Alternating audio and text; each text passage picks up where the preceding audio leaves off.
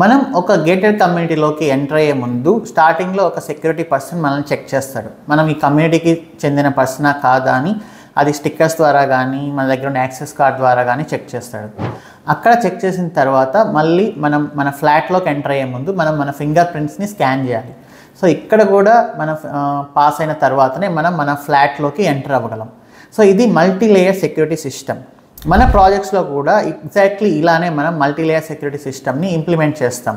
మన నెట్వర్క్లోకి ఎంటర్ అయ్యే ట్రాఫిక్ని మనం ఇన్బౌండ్ ట్రాఫిక్ అంటాం. మన నెట్వర్క్లోంచి బయటికి వెళ్ళే ట్రాఫిక్ని మనం అవుట్బౌండ్ ట్రాఫిక్ అంటాం.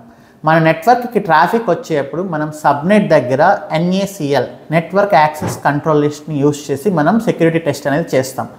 అక్కడ పాస్ అయిన తర్వాత ట్రాఫిక్ అనేది మన సర్వర్ని రీచ్ అవుతుంది.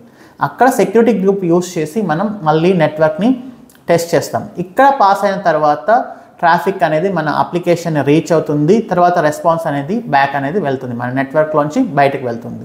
సో ఇక్కడ NACLని మనం సబ్నెట్కి అటాచ్ చేస్తాం, సెక్యూరిటీ గ్రూప్ని ఇన్స్టెన్స్కి అటాచ్ చేస్తాం.